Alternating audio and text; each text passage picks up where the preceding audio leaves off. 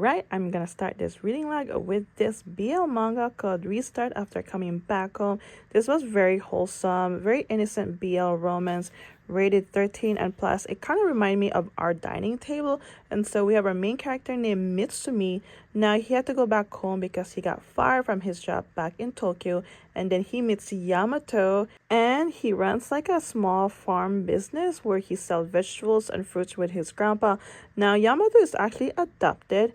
A little backstory of Yamato: he was abandoned as a child at a park in Tokyo, and since then he's been going home to home, and then finally he got adopted by this elderly couple. However, grandma already passed away, and so it's just him and the grandpa, and he decided to ask Mitsumi for help because grandpa isn't doing so well. And besides, Mitsumi doesn't have really anything to do.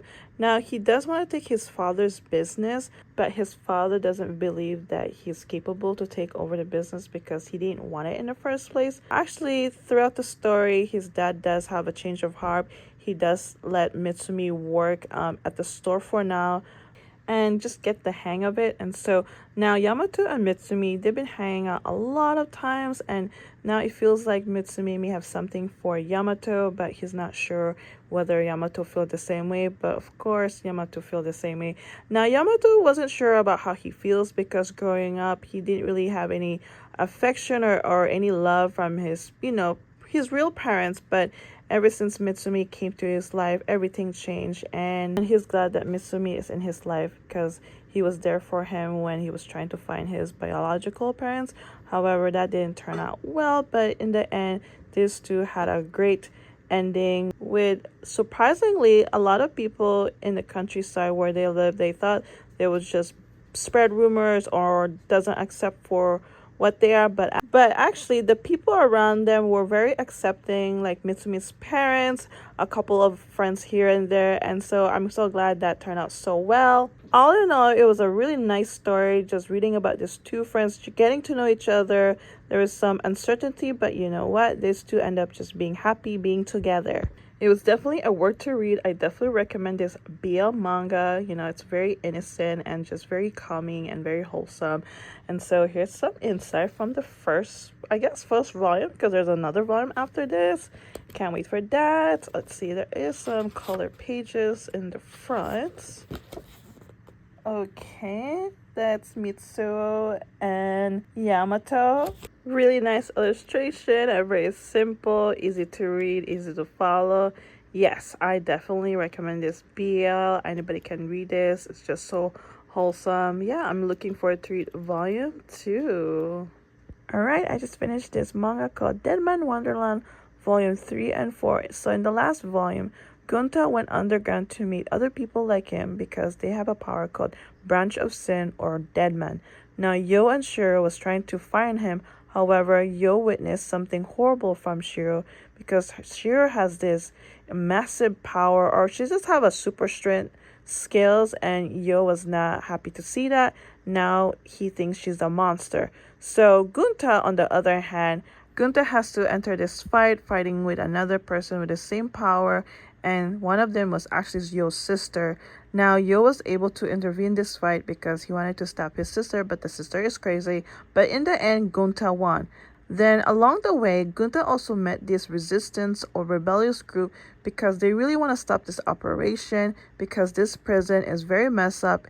They're running like an illegal maybe experiment, and they're using the prisoner to fight against one another for profits. In order to expose this illegal activity, the rebellious or the resistance need to give this chip to one of the government officials. However, during their way to find the outside, because that's the only way to meet the government official, they were stopped by these people called undertakers. Now these undertakers are actually have a power to nullify the people with the power Dead Man or Branch of Sin. And so the whole plan was not going so well because one of the resistant actually is a mole, and so it really sucks that they never go as planned. However, Shiro was also there to stop because Shiro actually took the chip from Gunta because that chip is not actually a chip, it was a bomb. That bomb was supposed to kill the resistance. However, Shiro had the idea to, get rid of it. But then Gunta thought that she was doing something wrong.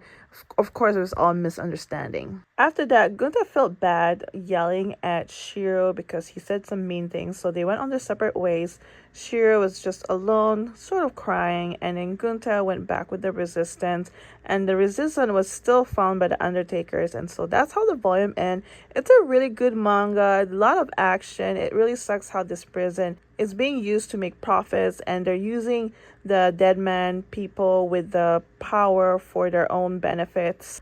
Overall, it's getting good because I didn't expect that they will have a resistance, and even though they never accomplished what they needed to do, I feel like there's more mystery about this whole illegal operation and this prison, and hopefully one day, like maybe later in the story, that they will succeed because it says in the volume that they will try again. Sorry about the light. My phone light just turned on because it's dark right now, and the background noise is my heater.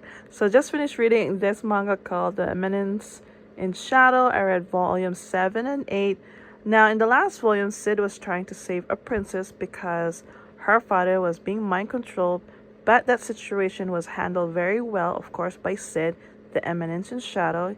He runs a shadow organization, and his subordinates is mostly female. However, he actually saved these females from, they call the possession. And now the princess decided to join his forces because he wants to be in his side and wants to become a good fighter. After the event, Sid and his sister had a really sort of nice bond. However, the sister is always worried about Sid and his future, but she doesn't really know that he actually runs an organization and he's been doing a lot of things behind the scene. And so she decided to bring him this place called the Lawless City, is because been a lot of situation where there's a lot of vampires and ghouls been attacking the regular folks, and their main goal is actually to kill the the vampire queen. I'll be honest, I didn't expect that they will have vampires part of the story, so that was kind of like unexpectedly like a big twist in my opinion. And so Sid, of course, fought up with a bunch of ghouls and vampires. Now Sid is very powerful. Nobody has beaten him yet, so he's very untouchable. We also get to meet a bunch of new characters, a vampire hunter. Now the Lawless City has 3 towers, and it is governed by 3 separate leaders. So we get to meet the other 2 leaders, but their main goal is to kill the vampire queen who resides in one of the tower. So the main goal of this whole vampire queen is to revive her, have her rule again. But of course, that didn't turn out as planned because Sid, as always, he's very powerful.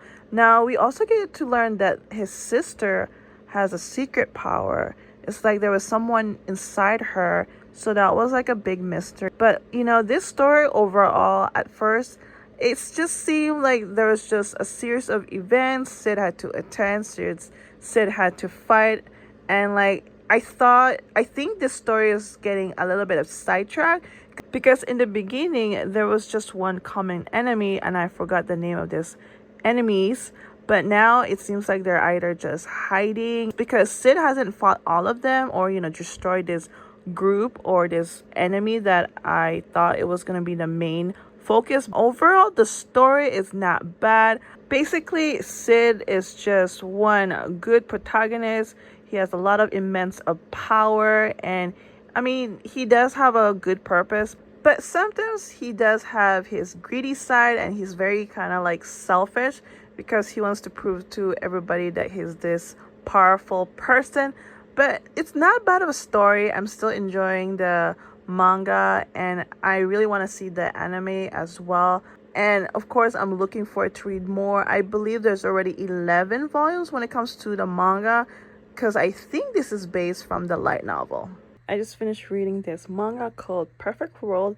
I read 3, 4, and 5. We have our main character, Tsumugi and Ayukawa. Now, they've known each other since high school, and then they met again through work because Tsumugi is, I think she's like an interior design, and Ayukawa is an architect. And sooner or later, they became friends. And well, Tsumugi has always a thing for Ayukawa since high school, But since then, she realized she still had feelings for him. Now, of course, she was a bit of shocked that he is in a wheelchair because he had an accident, and her feelings grew really stronger, and she decided to tell how she feel. But Ayuka was unsure at first because having someone in his life might be a burden because of all the works that they need to do, especially for someone with disability. Now they do start dating. However, Sumugi and Ayoka does face a lot of challenges, especially for Sumugi because this is her first time dating someone with disability, and she thinks she's not doing enough to help him. And then along in the pictures, there's also a caregiver that's been taking care of Ayokawa, and then there's another guy in the picture that used to go to school with them. His name is Koreda, and then the caregiver's name is, I think her name is Nagasawa. Now, there's actually like not like a love triangle. Let's just say, Sumugi is going out with Ayokawa. The caregiver has a big crush on Ayokawa, and Koreda has a big crush on Sumugi. And of course, they're just behind the scene, and of course, they feel jealousy. However, Sumugi's and Ayoka's relationship does get rocky because a lot of people around them has something against about their relationship. They think that she's not good enough or she won't be capable to handle all the things that she needs to face, especially with someone with disability. Now, this makes them really have a lot of pressure, and honestly, they actually did break up. Now, Sumugi had to go back home because her dad wasn't feeling well, and then eventually Kurata, he didn't want to like stop trying, and so he told her how she feels. And then of course they do start dating because Sumugi, I guess, wants to move on now, while Ayoka still wants to focus about his job. And then the caregiver, she also kind of told him how she feel, and so yeah, it's somewhat complicated. Sumugi being home and realizing that his dad doesn't have much time left, she also wants to learn about being a caregiver in case the dad needs that extra help. And now she's learning a lot of things being a caregiver, especially with someone with disability. Then along the way, she does meet another couple, almost similarity with her relationship with Ayokawa. And so it does remind her a lot of things. Now they're also struggling with sort of similar things, but however, they have other main focus. And so now this couple is sort of like the main focus right now. This couple, well, the boyfriend wants to build a dream home for the girlfriend. However, the girlfriend doesn't seem very optimistic because she knows she doesn't have enough time as well. And they had their, sort of complicated situation where they also end up breaking up. And Sumugi being part of the picture because she's very close to her girlfriend, she really doesn't want this couple to break up, and so she does decide to help them and see where it goes. Now, this story started really good and there was some happy moments, but it gets really sad, honestly, especially with Sumugi and Ayoka's relationship. And along the way, we also get to meet other people's situation where they have their own struggles being a disability. With this struggle, they do have some positive outcome, and I do like this story so much. And it's kind of like also refreshing to read something different from other, fantasy, other type of romance, and so forth. I'm definitely looking forward to read more of this manga. Now, there's only a total of 12, so I'm halfway through there. And I'm kind of curious what's going to happen between Sumugi and Ayokawa. Are they going to get back together? I think Sumugi is getting more exposed about other relationship with the same situation as her.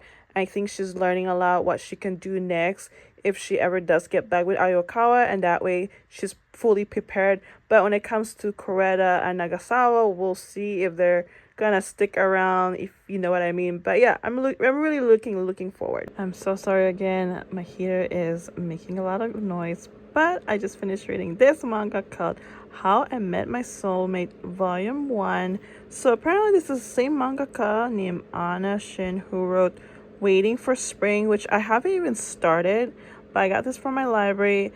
This is actually a nice romance, adult romance. I haven't read like an adult romance, probably not. I don't think I ever did because it's always teen romance. So we got our main character Yuki. She's about her in her 20s, and then she meets a guy named Iori. So Yuki and her friend went to a club because they're not, I wouldn't say they're desperate. They just really want to meet someone. And then they keep meeting guys until Yuki met Iori. But their first encounter was not great because Iori was sort of drunk. And Iori decided to make it up to her. They were talking on the phone. They met up actually.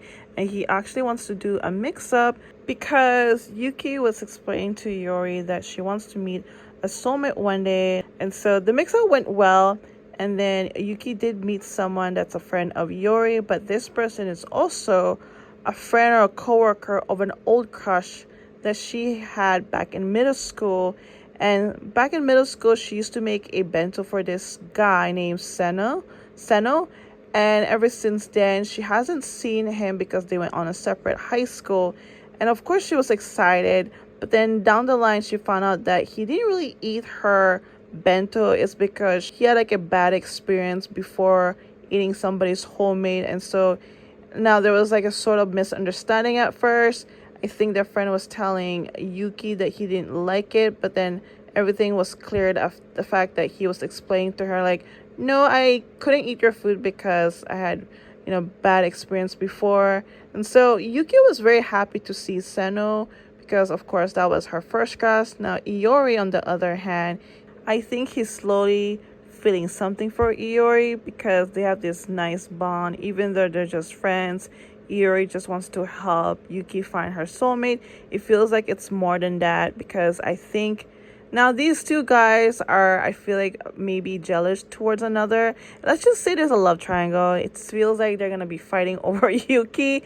And here, Yuki in the first place had a hard time finding someone. And now it feels like there's two guys fighting for her.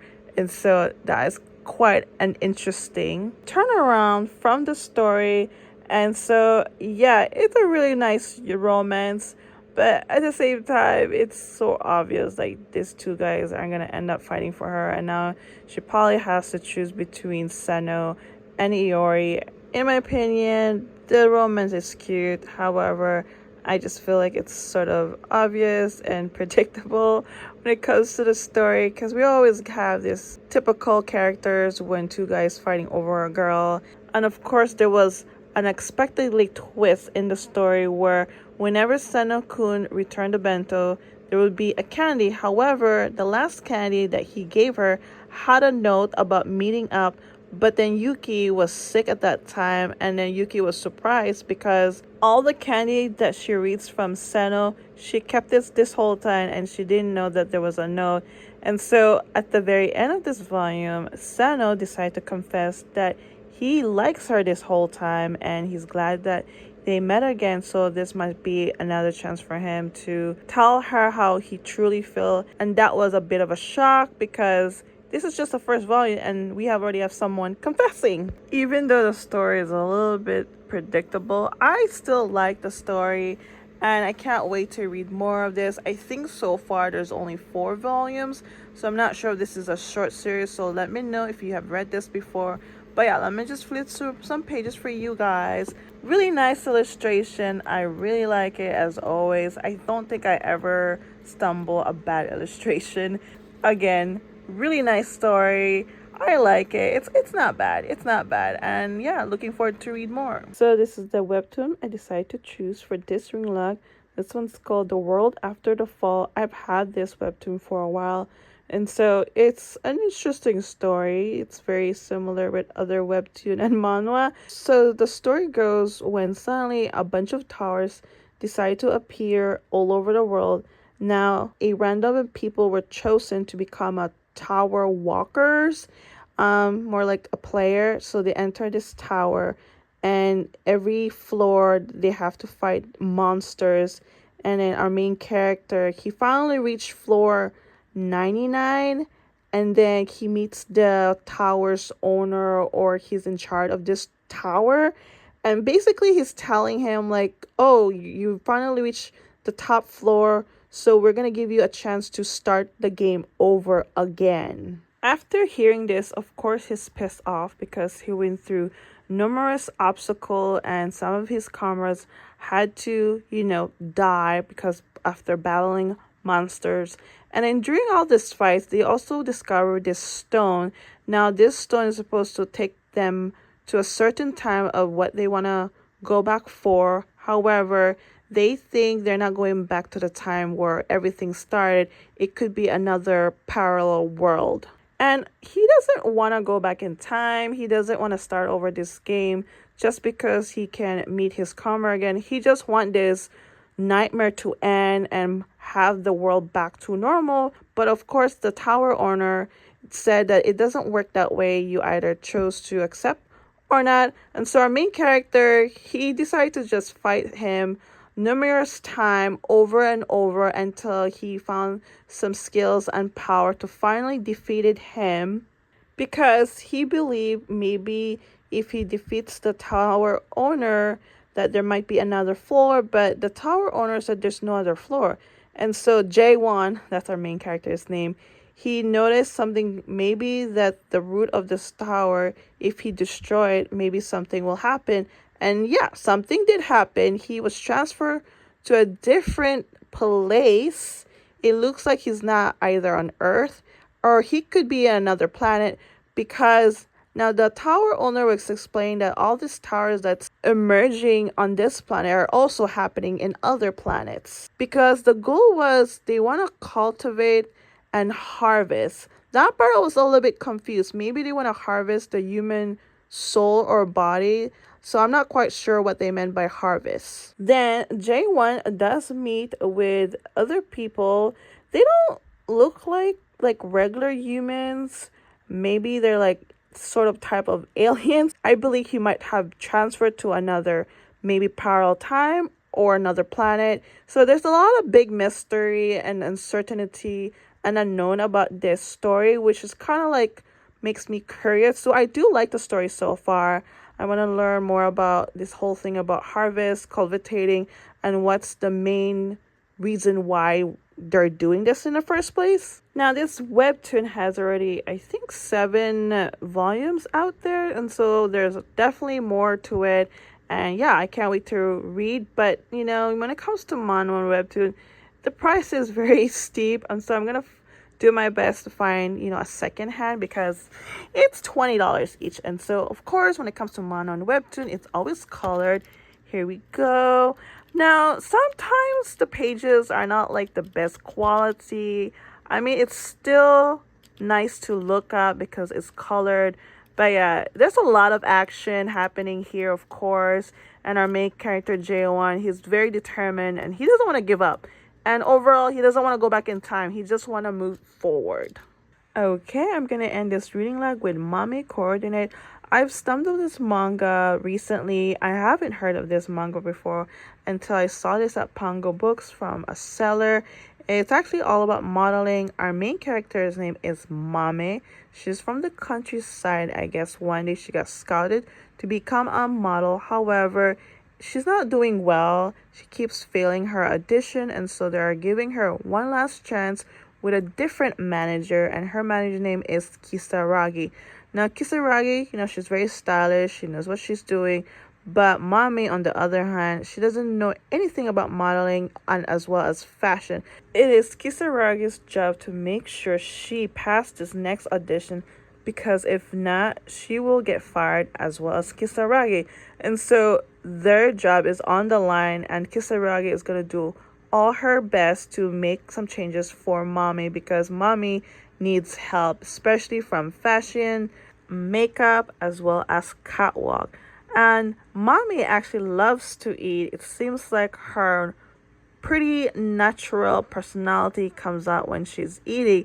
And so whenever they start practicing her catwalk, even during a photo shoot, like Kisaragi has to have a food in front of her, so this way she will lighten up and not be stiff. Mommy wants to take this modeling seriously because it's the only thing that maybe can give her a real job, and I think it's a great opportunity for her to do something for herself. At first, she didn't take it seriously, or she just doesn't have any interest, But with Kisaragi, and she's kind of like influencing her to take this modeling job seriously, especially their jobs on the line. Mommy is slowly changing and getting better with her catwalk as well as her appearance. They also find out that this next edition is going to be very competitive because one of the model is very popular, and also she's in the same agency as Mommy. And now Kisaragi is working really hard to make sure that Mommy will get this audition and get the job as well. And so, yeah, it's a really interesting story about a girl. At first she doesn't have any interest about modeling, but now she has a change of heart and slowly have an interest about being a model, especially toward fashion, catwalk, and makeup.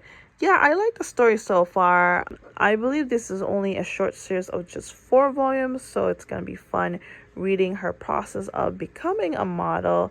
And yeah, I'm looking forward because it's very short. So let me just show you guys the illustration.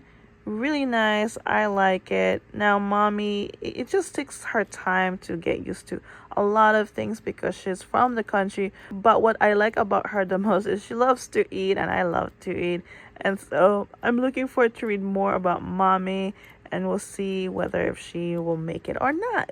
Okay, I'm gonna end this reading log. I realized this week I read another fantasy and romance, which I really don't mind. I think it's been what I've been interested, I guess. I try to mix it up, and especially every reading log I want to include like a manhwa or webtoon, a BL as well, fantasy and romance. But I think one thing missing here is a foodie manga, because that's one thing I like to read. But yeah, not bad this week. I enjoy every single one. So thank you for watching, and I hope you enjoyed this video. I'll see you next time.